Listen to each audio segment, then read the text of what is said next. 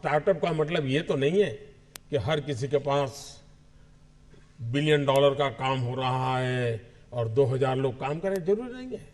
5 लोगों को भी अगर मैं रोजगार देता हूं तो मेरा स्टार्टअप मेरे देश को आगे बढ़ा रहा है।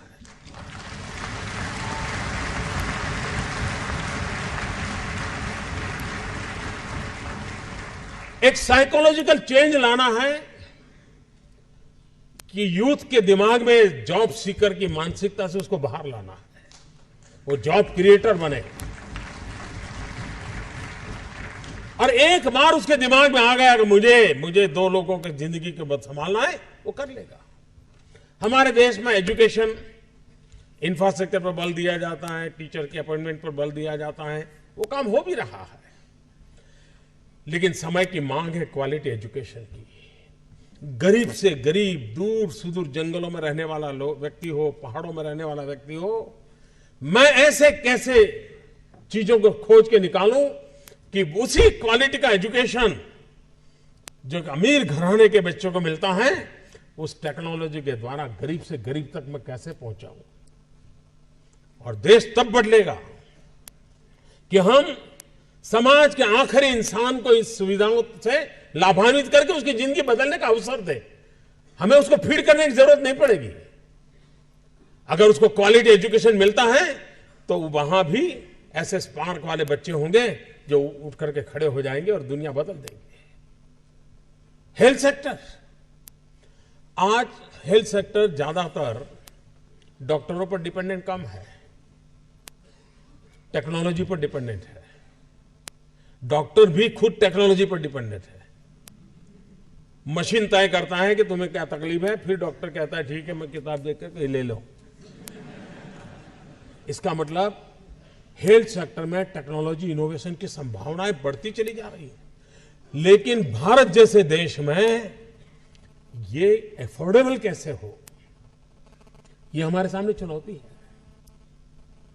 सस्ते में सस्ता व्यवस्था का कैसे बने, इस पर हम सोचें, नएपन से सोचें। और इसलिए स्टार्टअप कहने के बाद कुछ लोगों की सोच होती है तो बड़ा हाई फाई होगा, लैपटॉप के बाहर दुनिया कुछ नहीं होगी, मोबाइल से जुड़े होंगे।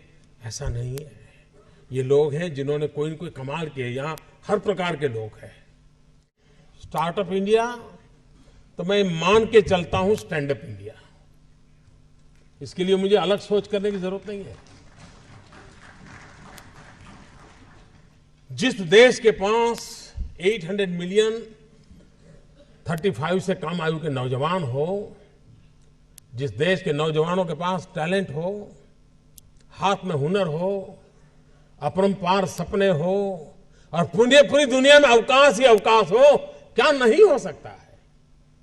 आज मैं आईटी प्रोफेशनल से कहना चाहूंगा, विश्व के किसी भी दुनिया के देश के नेताओं से मैं मिलता हूं, दुनिया का कोई भी डेलीगेशन आता है, उनकी जो बातों होती है उसमें एक चिंता हर एक को सता रही है और वो है साइबर सिक्योरिटी। हर कोई परेशान है साइबर सिक्योरिटी को लेकर के। क्या भारत साइबर सिक्योरिटी प्रोवाइडर के रूप में अथॉरिटी बन सकता है? एक बार हिंदुस्तान का ब्रांड का साइबर सिक्योरिटी का सॉफ्टवेयर मिल गया, अब दुनिया की कोई ताकत उसको हिला नहीं सकती। ये कर सकते हैं क्या? मानव जात के लिए चुनौतियां आवश्यक हैं, क्योंकि सरफरे लोग तो हैं जो तबाही करने पर तुले हुए हैं, लेकिन हम मानवता को बचा भी तो सकते हैं। हमारे पास इस प्रकार के लोग हैं। और ये भी सही है, भारत के पास मिलियंस ऑफ मिलियन प्रॉब्लम है, कोई इनकार नहीं कर सकता है।